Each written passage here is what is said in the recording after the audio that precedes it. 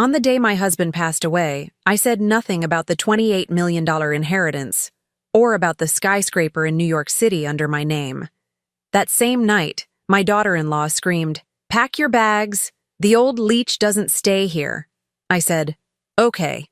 Then I decided to do something that I'm glad to have you here. Follow my story until the end and comment the city you're watching from so I can see how far my story has reached. I'm Alberta, and I'm 64 years old. On the day my husband Richard died, I thought the worst pain I could ever feel was losing the man I'd loved for 38 years. I was wrong. The worst pain came 12 hours later, when his own family showed me exactly what they thought I was worth. The funeral had been everything Richard would have wanted: dignified, respectful, filled with people whose lives he'd touched. I sat in the front pew wearing my navy dress, the one he always said brought out my eyes, holding my composure like a shield. Everyone kept whispering about what a devoted wife I'd been, how I'd cared for him through those final months of illness without a single complaint, if only they knew the half of it.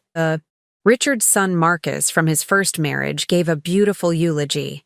His daughter Sarah read a poem.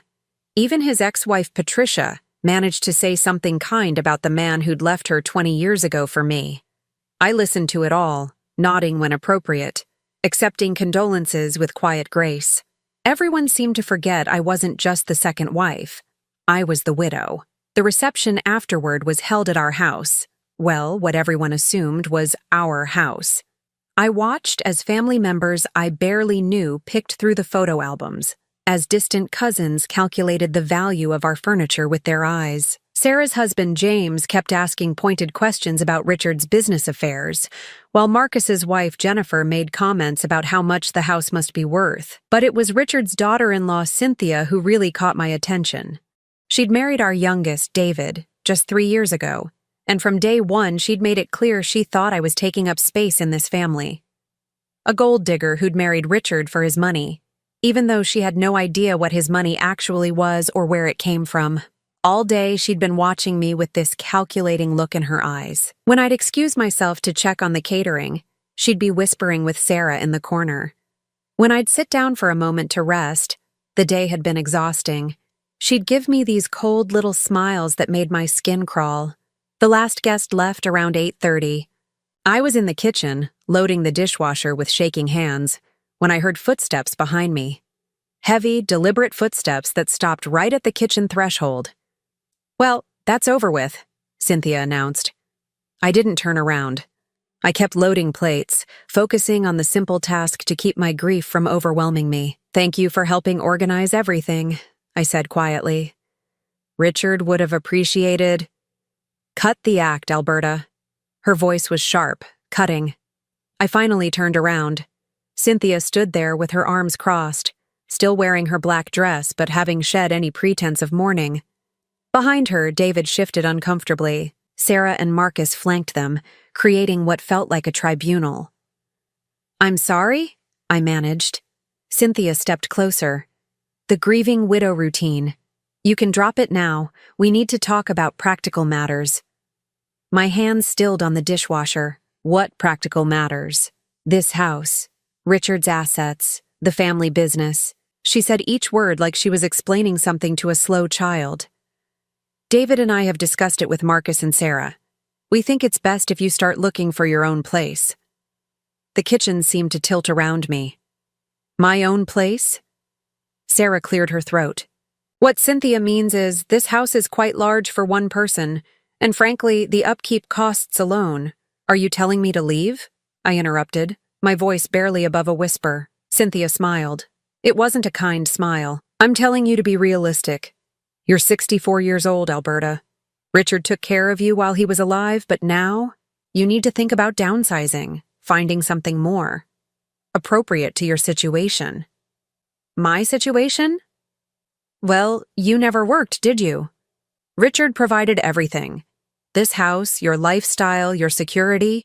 But that was Richard's money, Richard's success." She gestured around the kitchen like she was already redecorating it in her mind. "The family needs to make some hard decisions about his estate."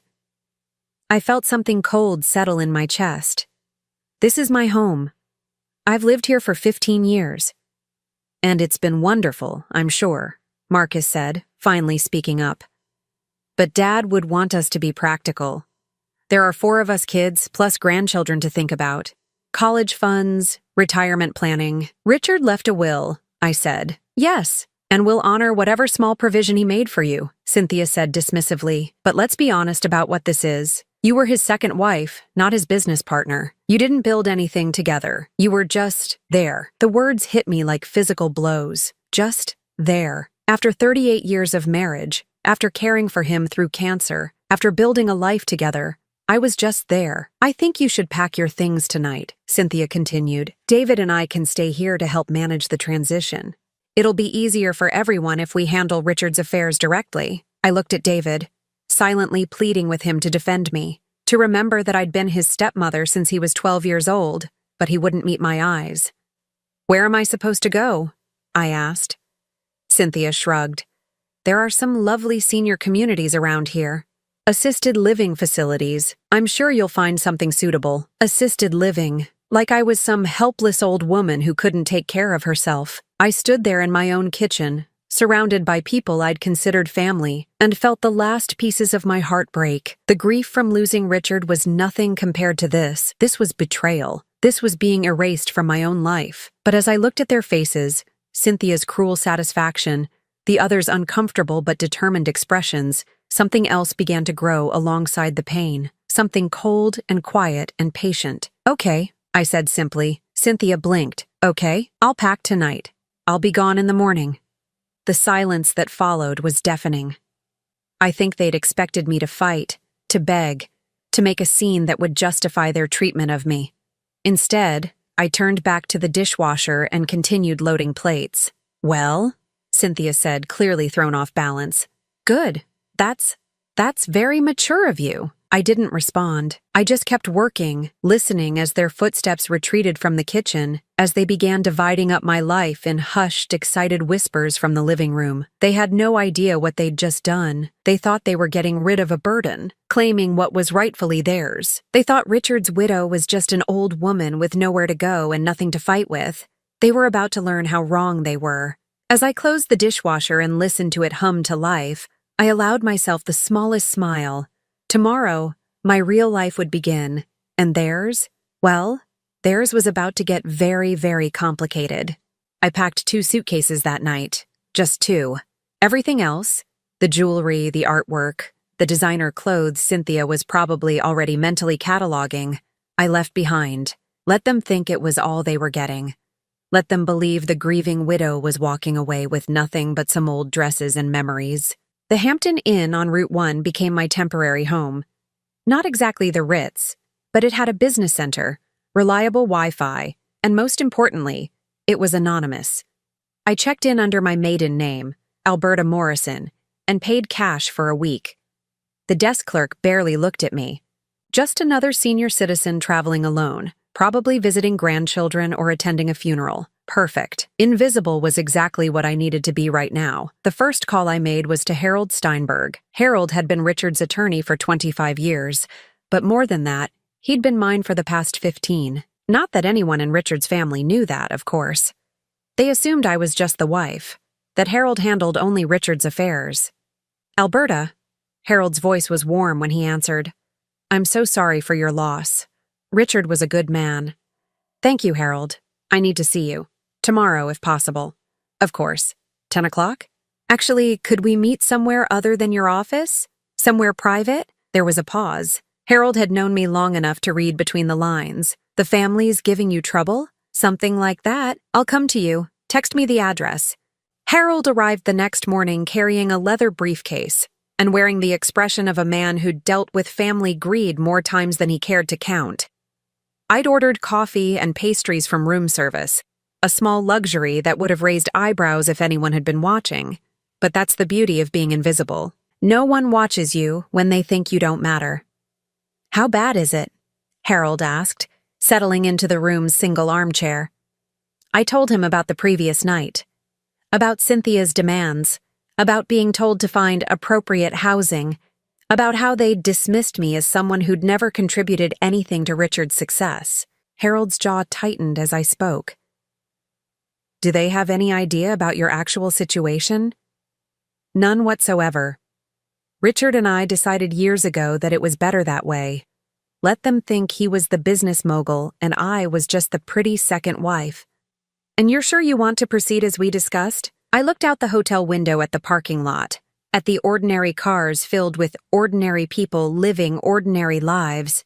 Yesterday, they would have seen me as one of them, just another older woman, probably widowed, probably struggling. They had no idea that the woman in room 237 owned more property than most of them could imagine. I'm sure. How long will it take? Harold opened his briefcase and pulled out a thick folder. The preliminary transfers can be completed within 48 hours. The complete restructuring will take about 2 weeks, and there's no way they can contest it? Alberta, everything has been legally yours for over a decade. Richard transferred ownership years before his illness, precisely to avoid situations like this. They can contest it all they want. They'll lose. I nodded, feeling that cold satisfaction settle deeper into my bones. What about the house? That's where it gets interesting. Harold allowed himself a small smile. Technically, you could evict them today, but I assume you have something more educational in mind? I want them to show me exactly who they are first. Let them get comfortable in my house, making their plans, dividing up what they think is theirs. Give them enough rope to hang themselves. And then I'll remind them that assumptions can be dangerous things. Harold spent the next hour walking me through documents, explaining procedures, confirming details that had been set in motion years ago. Most widows would be lost in the legal terminology, overwhelmed by the complexity of estate planning and asset management. But I wasn't most widows. After Harold left, I drove to the house, my house. I parked across the street and watched through tinted windows as moving trucks arrived. Cynthia directed workers like she was orchestrating a military campaign, pointing at Richard's study, gesturing toward the bedrooms. She'd brought her own furniture, I realized.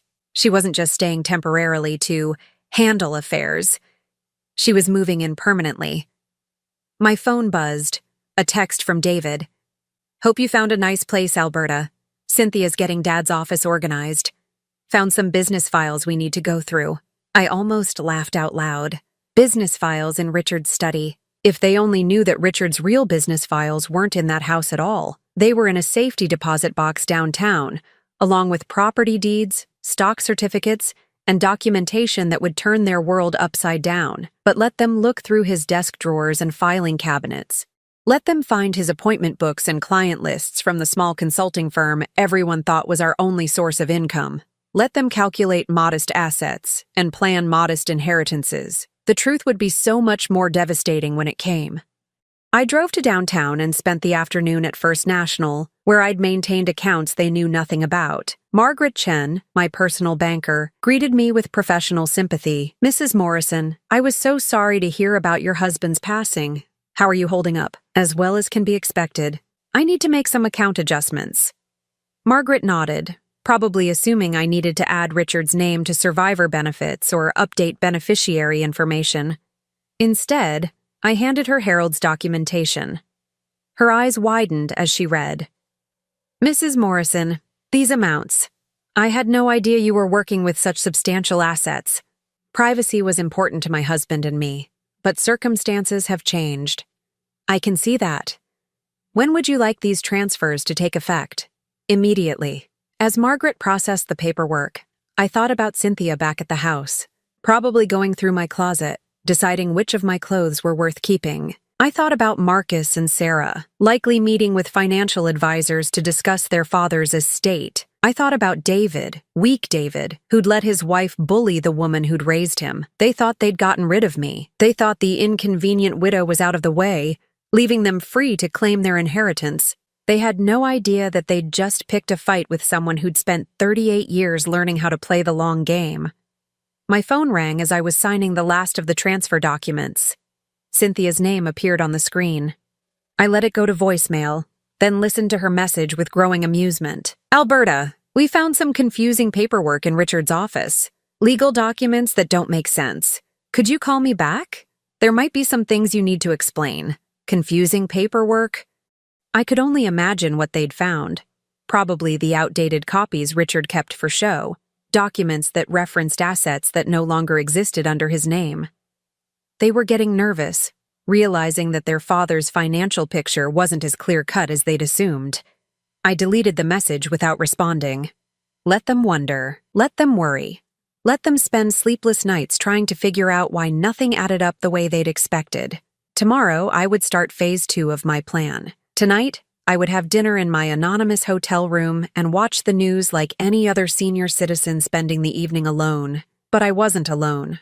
Not really. I had Harold. I had Margaret. I had a network of professionals who'd been quietly managing my affairs for years. And most importantly, I had time. Cynthia and her allies thought they'd won a quick victory. They had no idea they'd just declared war on someone who'd been preparing for this battle longer than they'd been part of this family. The grieving widow was done grieving. Now it was time for the real Alberta Morrison to emerge from the shadows. And when she did, the family that had dismissed her so easily would learn that some assumptions cost more than others. 3 days had passed since I'd moved into the Hampton Inn, and I could tell the family was getting restless. My phone had been buzzing with increasingly urgent messages from Cynthia, each one more demanding than the last. She wanted me to come back and explain some discrepancies they'd found in Richard's paperwork. She needed me to sign documents. She had questions only I could answer. I ignored them all. Instead, I spent my mornings in the hotel's business center, making calls that would have shocked them senseless. Tuesday, I spoke with the property management company that handled my 3 apartment complexes in Manhattan. Wednesday, I had a conference call with my investment advisor about moving some assets around. Thursday, I spent 2 hours on the phone with architects about renovation plans for the building I owned in Soho. The building. My little secret that even Richard hadn't fully understood the value of when I'd bought it 15 years ago with money from my first marriage. Back then, it had been a rundown warehouse in a neighborhood nobody wanted. Now it was worth $28 million. And the rent from the high-end lofts I'd created generated more income in a month than Richard's consulting firm had made in a year. But they didn't know any of that. To them, I was still just the second wife who'd never worked a day in her life. On Friday morning, Harold called with news that made me smile for the first time since Richard's funeral. "They've hired an attorney," he said without preamble. "Have they now?" "Jackson Morrison from Morrison and Associates. No relation to you, I assume, despite the name. Never heard of him. What does he want?" "He's asking questions about Richard's estate. Apparently, the family has some concerns about asset distribution and wants to ensure everything is being handled properly." I set down my coffee cup, feeling that familiar cold satisfaction spread through my chest. How proper of them to be concerned. There's more. They're requesting a formal reading of the will. They want all beneficiaries present, including you. When? Monday afternoon. 2 o'clock, at their attorney's office. Perfect. I'll be there. Alberta, are you sure you're ready for this? Once we walk into that room, there's no going back. They're going to learn exactly who you are. I looked out my hotel window at the ordinary world beyond, at people going about their ordinary lives with ordinary problems. Soon, very soon, I would no longer be invisible to the family that had dismissed me so easily. "Harold, I've been ready for 15 years. That weekend, I went shopping. Not at the discount stores they probably expected a newly poor widow to frequent, but at the boutiques I'd always preferred. I chose a navy blue suit, elegant but understated, along with my grandmother's pearl necklace and the Cartier watch Richard had given me for our 10th anniversary.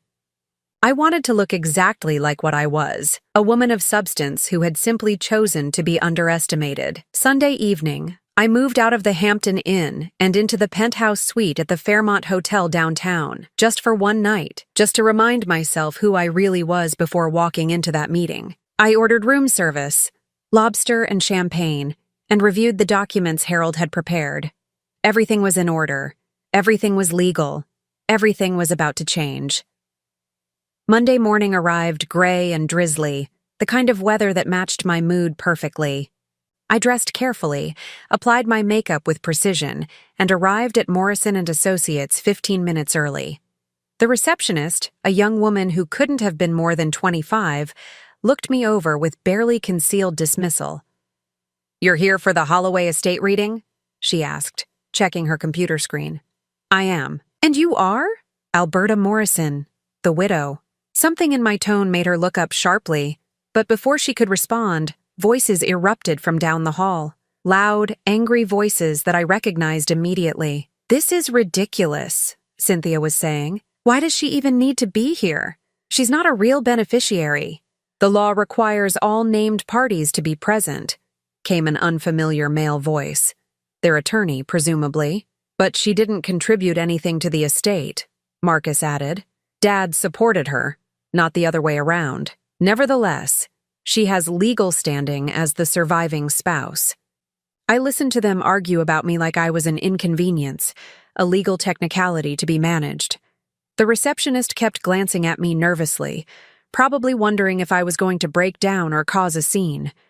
Instead, I sat quietly in the leather chair, hands folded, looking exactly like the kind of little old lady they expected me to be. At exactly 2:00, Harold arrived. He nodded to me with professional courtesy, giving no indication that we'd spent hours planning this moment. Behind him came a woman I didn't recognize, tall, sharp-suited, with the kind of presence that commanded attention. "Mrs. Morrison," Harold said formally, "I'd like you to meet Catherine Walsh. She'll be representing your interests today." Catherine extended her hand with a smile that didn't reach her eyes. "Mrs. Morrison, I've heard a great deal about your situation." Before I could respond, Jackson Morrison himself appeared, a soft-looking man in his 50s who seemed overwhelmed by the circumstances he'd been hired to manage. "Well," he said, mopping his forehead with a handkerchief, "I believe everyone is here now. Shall we proceed?" The conference room was larger than it needed to be, with a polished table that could have seated 20 people. The family had arranged themselves on one side like they were preparing for battle. Cynthia sat at the head, flanked by David and Sarah, with Marcus positioned slightly behind them like backup. They'd dressed for success, expensive suits, confident postures, the look of people who expected to inherit everything. I took the seat directly across from them, with Harold and Catherine on either side of me. The symbolism wasn't lost on anyone in the room. Jackson Morrison cleared his throat and began reading Richard's will in a monotone voice that suggested he'd done this hundreds of times before. The standard language about being of sound mind, the formal declarations, the preliminary bequests to charity. Then came the part they'd been waiting for. "To my beloved children, Marcus, Sarah, and David, I leave the sum of $50,000 each, to be distributed equally among them." I watched their faces carefully. 50,000 each was generous for most families, but it was far less than they'd expected. Cynthia's mouth tightened almost imperceptibly. Sarah frowned. Marcus leaned forward like he'd misheard. "And to my dear wife, Alberta Morrison Holloway, I leave the remainder of my estate, including all properties, investments, and business interests, to be hers absolutely and without restriction." The silence that followed was deafening. Jackson Morrison continued reading, but I could see that no one was listening anymore. They were all staring at me with expressions ranging from shock to outrage to disbelief. "Excuse me," Cynthia interrupted, her voice sharp enough to cut glass. "Could you repeat that last part?" Jackson Morrison looked uncomfortable. "The bulk of Mr. Holloway's estate goes to his widow, as is customary in such circumstances." "But what exactly does that include?" Sarah asked, her voice rising. "The house? His business? What are we talking about here?" It was Catherine Walsh who answered, consulting her own copy of the will with professional detachment. "According to these documents, Mrs. Morrison inherits all real property, all financial accounts, all business assets, and all personal property not specifically mentioned elsewhere in the will." "That's impossible," Marcus said flatly. "Dad would never leave us with just 50,000 each." Harold leaned forward slightly. "I'm afraid it's quite legal, Mr. Holloway. Your father was very specific about his intentions." "But she didn't earn any of it!" Cynthia exploded, finally losing the composure she'd been struggling to maintain. "She never worked. She never contributed anything. She was just there, living off his success." The words hung in the air like poison. Just there. The same phrase she'd used the night she'd thrown me out of my own home. The same dismissal.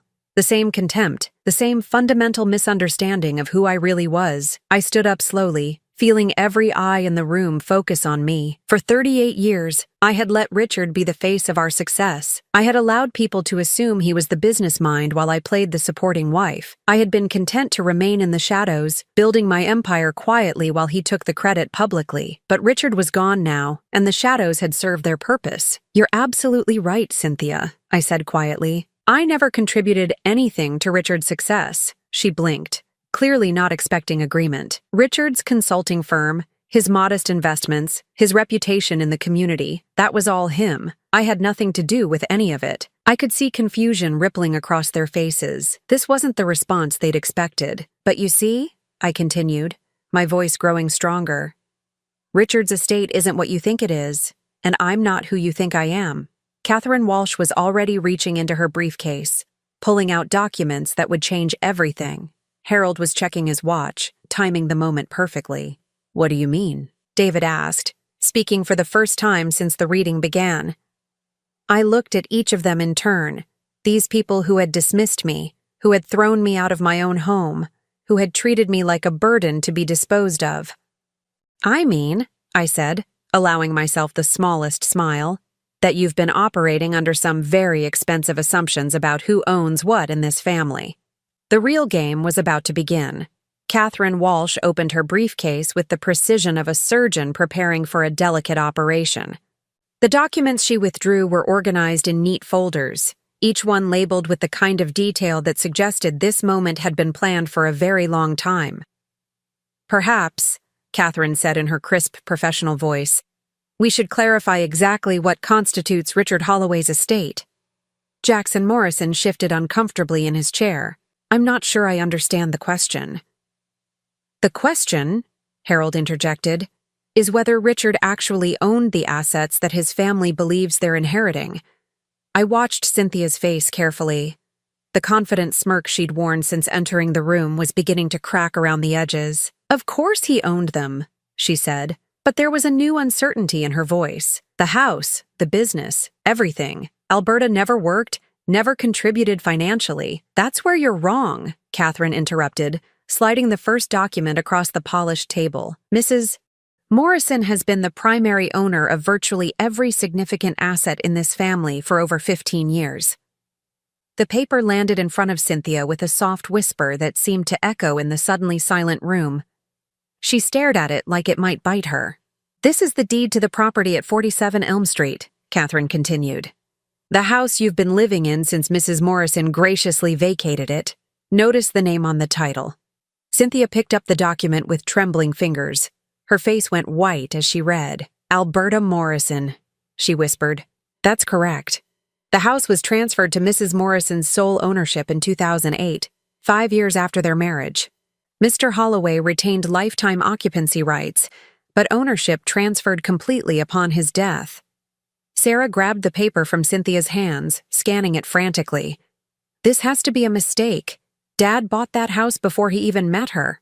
"He did," Harold confirmed, "and then he refinanced it in 2007 using capital that Mrs. Morrison provided. When the new mortgage was issued, ownership transferred to her as the primary financial backer." "What capital?" Marcus demanded. "She never had any money." Catherine smiled, a cold, professional expression that reminded me why I'd hired her.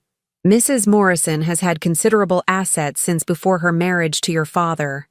She simply chose not to advertise that fact." I had been quiet long enough. These people had spent the last week living in my house, planning their futures based on my assets, treating me like a discarded inconvenience. It was time for them to understand exactly who they'd been dismissing. "The money came from my first marriage," I said calmly. "When my first husband died in 1995, he left me quite well provided for. Real estate investments, stock portfolios, life insurance. I was 38 years old and financially independent when I met your father." The silence in the room was deafening. "But you never worked," David said weakly, like he was clinging to the last piece of his worldview. "I didn't need to work in the traditional sense. I managed investments. I bought and sold properties. I made business decisions." I gestured toward Catherine, who was already preparing the next folder. "I just did it quietly." Catherine slid a new set of documents across the table. These are the ownership papers for Morrison Holdings LLC, established in 1996. Mrs. Morrison is the sole proprietor of a company that owns 17 properties across 3 states. Cynthia's hand flew to her throat.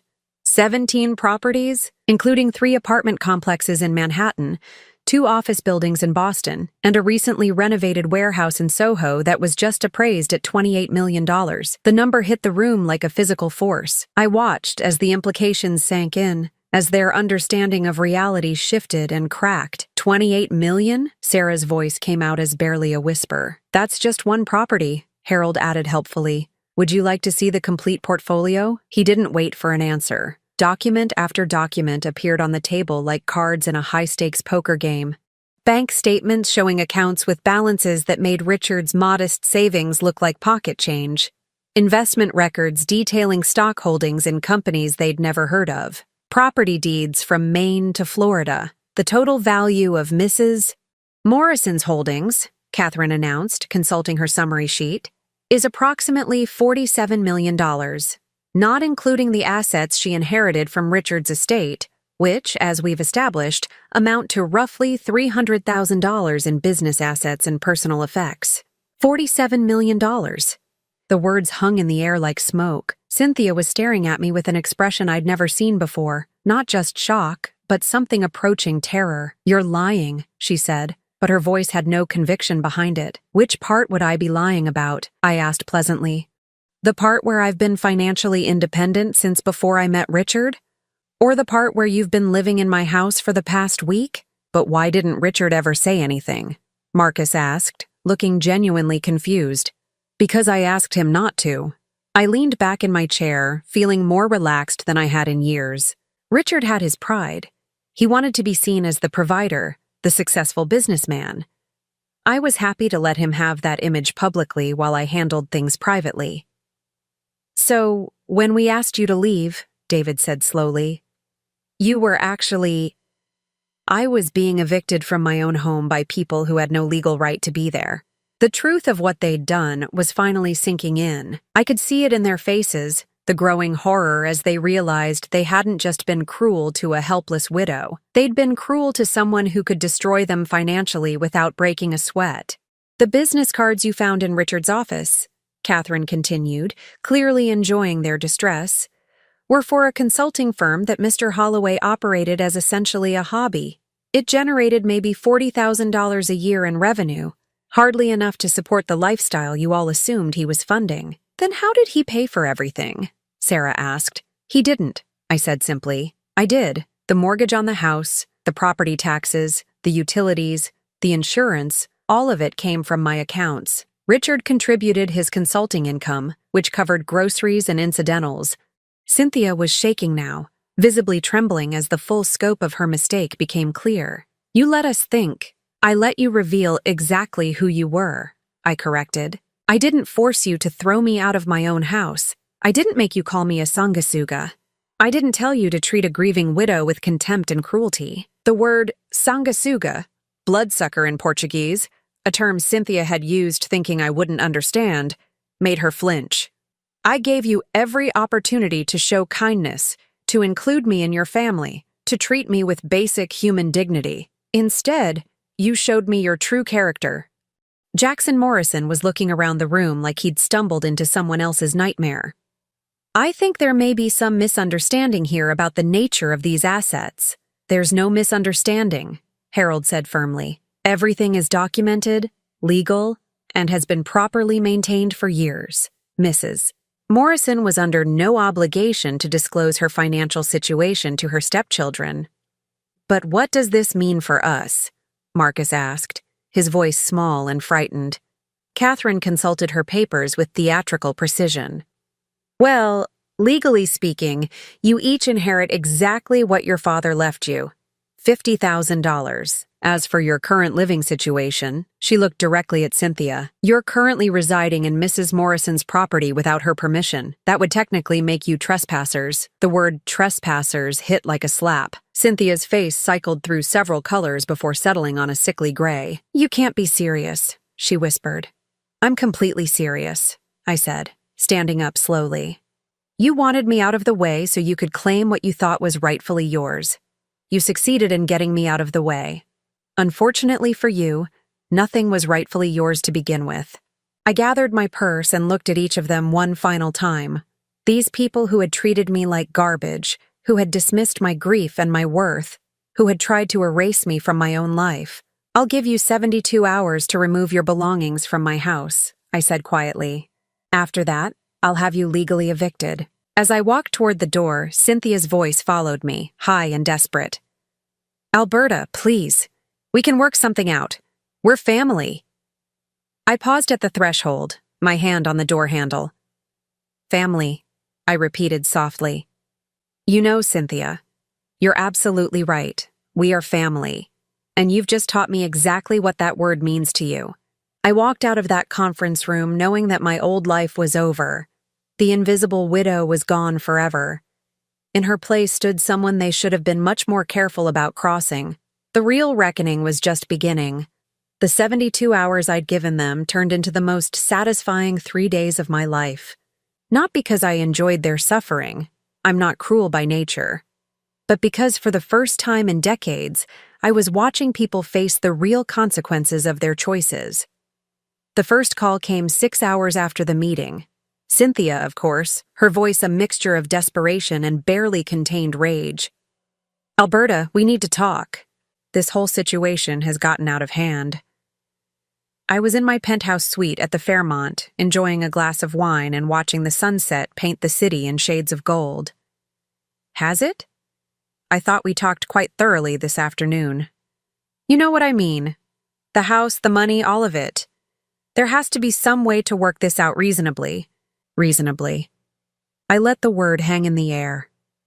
Like how you reasonably threw me out of my own home the night my husband died.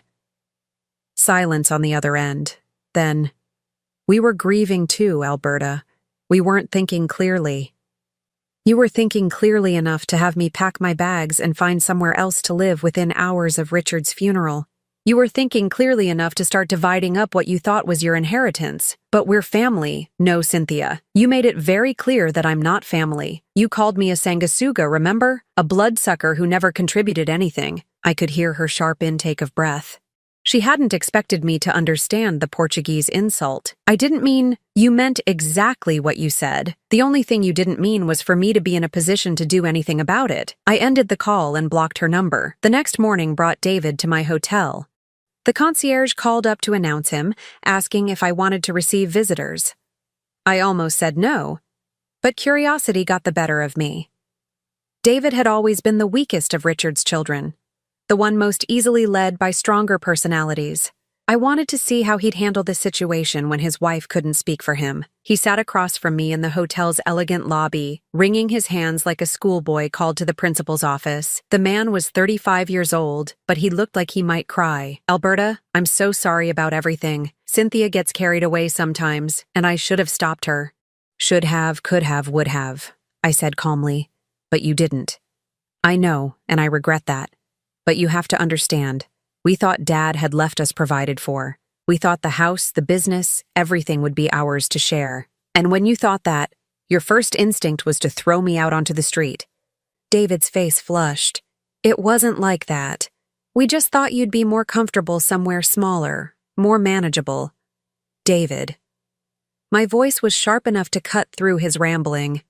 Stop lying. To me, and to yourself. You wanted me gone so you could have everything without having to consider my needs or feelings. He stared at his hands, unable to meet my eyes. Cynthia said terrible things. Yes, but you stood there and let her. You could have defended me. You could have reminded her that I'd been your stepmother for over 20 years, that I'd raised you from the time you were 12 years old.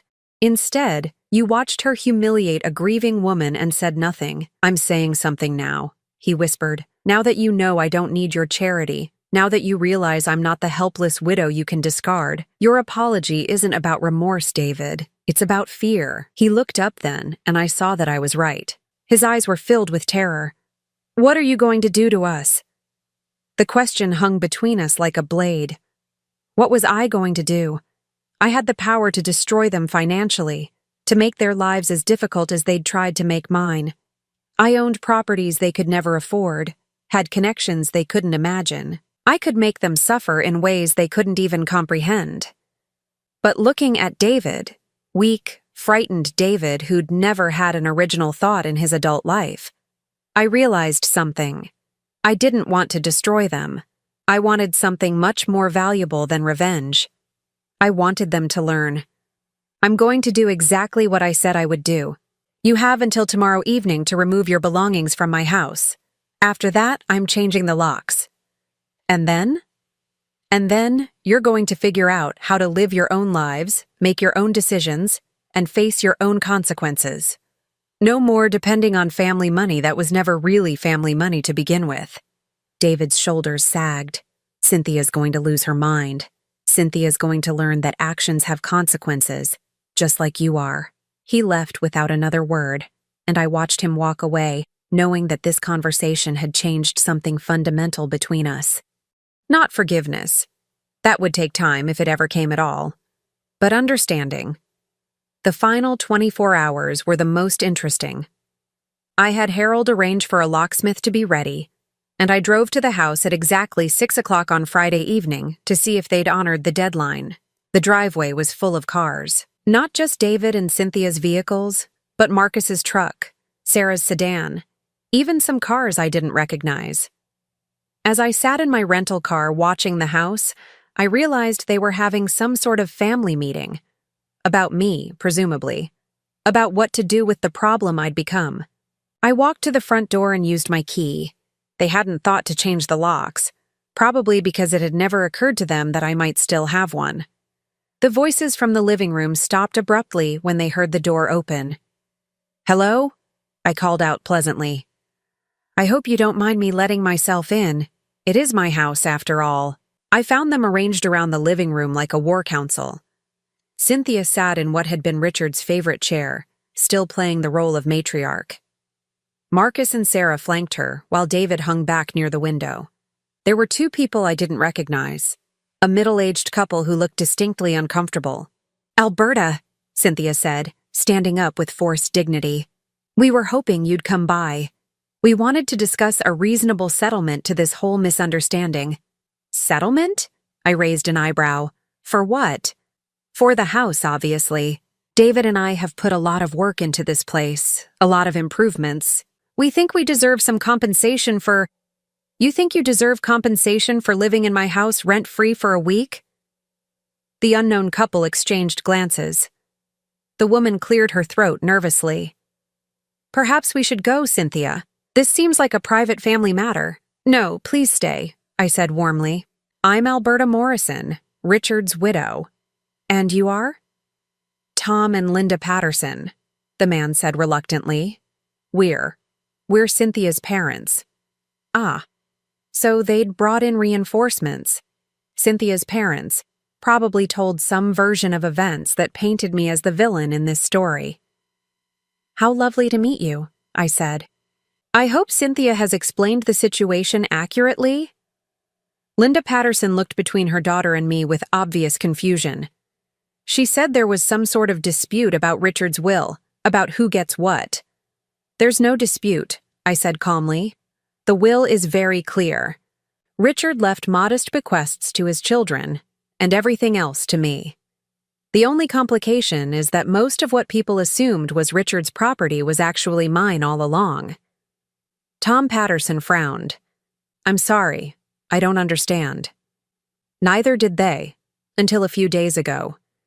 You see, I've been financially independent since before I married Richard. The house they've been living in belongs to me.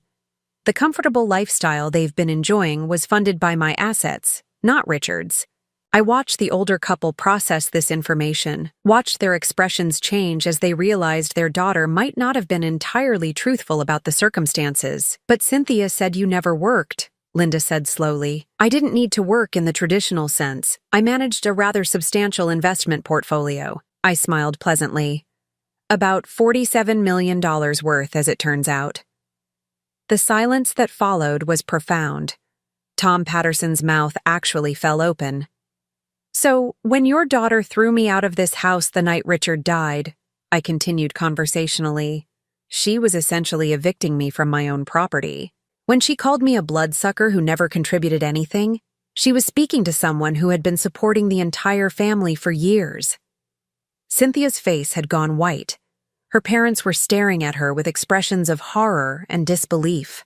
"Cynthia Marie Patterson," her mother said in the tone of voice that probably hadn't been used since Cynthia was 12 years old. "Please tell me you didn't actually throw this woman out of her own house at her husband's funeral." It's complicated, Mom. It's not complicated at all, I said gently. Your daughter made assumptions about my financial situation and treated me accordingly. She's now learning that assumptions can be expensive. Tom Patterson stood up, his face red with embarrassment. "Mrs. Morrison, on behalf of our family, I want to apologize. If Cynthia did what you're saying, Dad, don't. If she treated you that way during your time of grief, then she was raised better than that and should know better." He looked at his daughter with disappointment that cut deeper than anger ever could. "We're leaving, Linda. This isn't something we want to be part of." As Cynthia's parents gathered their things and headed for the door, I could see the final pillar of her support system crumbling.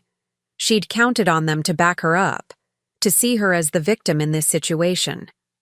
Instead, they'd seen her for what she really was. 20 minutes, I announced to the room as the front door closed behind the Pattersons. "Then I'm changing the locks whether you're finished or not." They scrambled then, grabbing bags and boxes they'd obviously packed in preparation for this confrontation. Sarah and Marcus avoided eye contact as they carried their belongings to their cars. David moved like a man in a trance, but Cynthia stood in the center of the living room, staring at me with something approaching hatred. "This isn't over," she said quietly. "Yes," I replied, equally quiet. "It is." She left without another word, and I watched from the window as the cars pulled out of my driveway one by one. When the last taillight disappeared around the corner, I called Harold. "It's done," I told him. "They're gone. How do you feel?" I considered the question as I walked through my house, really looked at it for the first time since Richard's death. It felt different now, lighter somehow, like a weight had been lifted from the very walls. "I feel free," I said finally. And for the first time in a week, that was absolutely true. 6 months after that final confrontation, I was sitting in my garden watching the sunrise paint my roses pink and gold when the phone rang. I almost didn't answer. These days, I was much more selective about who I allowed into my peaceful mornings. But the number looked familiar, and curiosity won out over caution. "Mrs. Morrison? This is Dr. Elizabeth Chen at Mercy General Hospital. I have a patient here asking for you." My blood ran cold. "Who?" "David Holloway. He's listed you as his emergency contact." Emergency contact. After everything that had happened, after the way his family had treated me, David had still listed me as the person to call in a crisis. Despite myself, I felt a familiar pang of maternal concern. "What happened?" "Car accident. He's stable, but he's asking for you specifically. Said to tell you it's important." 20 minutes later, I was walking through the sterile corridors of Mercy General, my heels clicking against the polished floor. I'd changed out of my gardening clothes into something more appropriate, a simple blue dress that Richard had always liked, paired with the pearl earrings he'd given me for our anniversary. I found David in a private room, his left leg in a cast and his arm in a sling, but otherwise looking remarkably well for someone who'd apparently wrapped his car around a tree. "Alberta." His voice was soft, relieved. "You came." "Of course I came. You're hurt." He tried to sit up straighter and winced. The nurse said they couldn't reach Cynthia. Her phone's been disconnected. I wasn't surprised. In the month since they'd been forced out of my house, I'd heard through the small-town gossip network that David and Cynthia's marriage had imploded spectacularly. Apparently, learning that your financial security was built on lies and assumptions had put considerable strain on their relationship. "Where is she now?" I asked, settling into the uncomfortable plastic chair beside his bed. "Gone. She left 3 months ago. Took what was left of our savings and moved back in with her parents." David stared at the ceiling, his voice hollow. "She said she married me for the lifestyle, not for me, when the lifestyle disappeared." "I'm sorry, David. Are you?" He turned to look at me, and I was startled by the clarity in his eyes. "Even after everything we did to you?" I considered the question seriously. Was I sorry? 6 months ago, I would have said that Cynthia leaving was exactly what David deserved. But looking at him now, broken, alone, finally forced to confront the consequences of his choices, I found that I was genuinely sad for him. Yes, I said simply, I'm sorry you're going through this. We sat in silence for a while, listening to the distant sounds of the hospital around us. Finally, David spoke again. I need to tell you something. About that night, when Cynthia threw you out. David, you don't have to. Yes, I do. His voice was stronger now, more determined than I'd heard it in years. I knew it was wrong. Even as it was happening, I knew it was cruel and unfair. But I was so angry about the will, so disappointed that Dad had left us so little, that I let Cynthia convince me you were the problem. He paused, struggling with words that had obviously been weighing on him for months. You raised me, Alberta. From the time I was 12 years old, you were more of a mother to me than my biological mother ever was. You came to my soccer games, helped me with homework, stayed up with me when I was sick. And the night Dad died, when I should have been protecting you and comforting you, I let my wife call you names and throw you out onto the street. Tears were sliding down his cheeks now, and I felt my own throat tighten with emotion. I've been living with that guilt for 6 months, and I needed you to know that I remember who you really are. Not the rich woman with all the power, though God knows I understand that now too, but the woman who bandaged my scraped knees and taught me how to drive, and never once made me feel like I was less important than her biological children. I reached over and took his uninjured hand in mine. Oh, David, I don't expect you to forgive me, he continued. I just needed you to know that I see now what I threw away, not the money or the inheritance or any of that. I threw away the one person in my life who loved me unconditionally. The tears I'd been holding back finally spilled over. You didn't throw me away, honey. You made a mistake. A terrible, hurtful mistake, but not an unforgivable one. He squeezed my hand weakly. How can you say that? After what we did? Because I understand something now that I didn't 6 months ago. That night when Cynthia threw me out, I thought my world was ending. I thought I was losing my family, my home, everything that mattered. But what I was really losing was an illusion. David frowned, not understanding. I thought I was part of a loving family where everyone cared about each other. But the truth was, I was part of a system where my value was based on what I could provide, not who I was. That night forced me to see the difference. I adjusted my grip on his hand, choosing my words carefully. You and your siblings and Cynthia, you didn't know me at all. You knew the role I played, the function I served, but you never bothered to find out who I really was underneath. And because you didn't know me, you couldn't really love me. You loved what I did for you. David was quiet for a long moment, absorbing this. And now you're seeing me for the first time as a complete person. Someone with her own history, her own strength, her own worth that exists independently of what I can do for others. I smiled at him through my tears.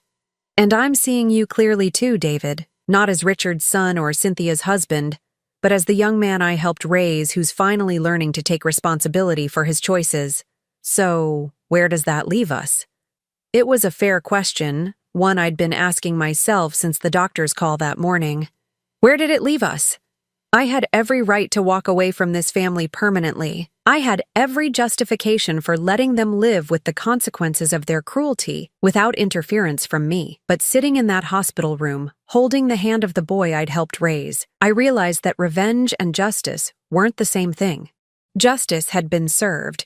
They'd learned the truth about their assumptions and faced the natural consequences. Revenge would be withholding forgiveness from someone who was genuinely trying to make amends. It leaves us here, I said finally. Starting over, if you want to. Building a relationship based on who we actually are instead of who we thought we were supposed to be. David's eyes filled with fresh tears. You'd be willing to do that? After everything? I'd be willing to try, but it would be different this time, David. I'm not going to be the invisible woman who makes everything work behind the scenes. I'm not going to pretend to be less than I am to make other people comfortable. I wouldn't want you to. And I'm not going to rescue you from the consequences of your choices. If you want a relationship with me, you have to build it yourself, maintain it yourself, and value it for what it is, not for what it might get you. David nodded solemnly. I understand. Do you? Because this isn't about money or inheritance or anything material. This is about two adults choosing to care about each other despite a very painful history. I know, and I want that, Alberta. I want to know you, the real you, not the version I created in my head. I studied his face, looking for any sign that this was manipulation or desperation talking. But what I saw was something I'd never seen from David before. Genuine remorse and a determination to do better. Then we'll try, I said, slowly, carefully, with clear boundaries and honest communication. Relief washed over his features. Thank you. Don't thank me yet. This is going to be hard work, David. Unlearning 30 years of bad habits and assumptions isn't easy. I'm ready for hard work. These past 6 months have taught me I'm stronger than I thought I was. I squeezed his hand one more time, then stood up to leave. I'm going to go talk to your doctor about your discharge plans. Do you have somewhere to go when you get out of here? I've been staying in a studio apartment downtown. It's not much, but it's mine. Good. Independence suits you. As I walked toward the door, David's voice stopped me. Alberta, what about Marcus and Sarah? Do you think... I turned back to him. That's up to them, honey. My door is open, but they have to choose to walk through it. Just like you did. And Cynthia? I considered this. Cynthia, who had initiated the cruelty that started this whole mess. Cynthia, who had shown no remorse, no recognition of wrongdoing, only anger at being caught in her assumptions. Cynthia burned that bridge herself, I said quietly. Some actions have consequences that can't be undone. She chose to reveal her character, and now she has to live with what she revealed. David nodded, understanding the distinction. I left him there in his hospital bed, looking more peaceful than I'd seen him since he was a child. The walk back to my car felt different somehow. Lighter, like I was carrying less weight than when I'd walked in. That evening, I sat in my garden again as the sun set behind my roses. My phone had rung twice. Marcus and Sarah, probably having heard about David's accident through the family network. I'd let both calls go to voicemail, but I'd listen to the messages, tentative voices, awkward apologies, requests to talk, the first signs that the family I'd thought I'd lost forever might be reconsidering their assumptions. I'd call them back tomorrow, maybe, or maybe I'd wait and see if they called again. Either way, I was no longer in a hurry. I had time, resources, and for the first time in decades, complete control over my own life. The invisible woman was gone forever, replaced by someone who knew exactly who she was and what she was worth. Someone who could choose forgiveness or distance, engagement or solitude, based on what felt right, rather than what was expected. And that, I reflected as I watched the stars emerge in the darkening sky, was worth more than $47 million. Though the $47 million didn't hurt. Now I'm curious about you who listened to my story. What would you do if you were in my place? Have you ever been through something similar? Comment below, and meanwhile, I'm leaving on the final screen 2 other stories that are channel favorites, and they will definitely surprise you. Thank you for watching until here.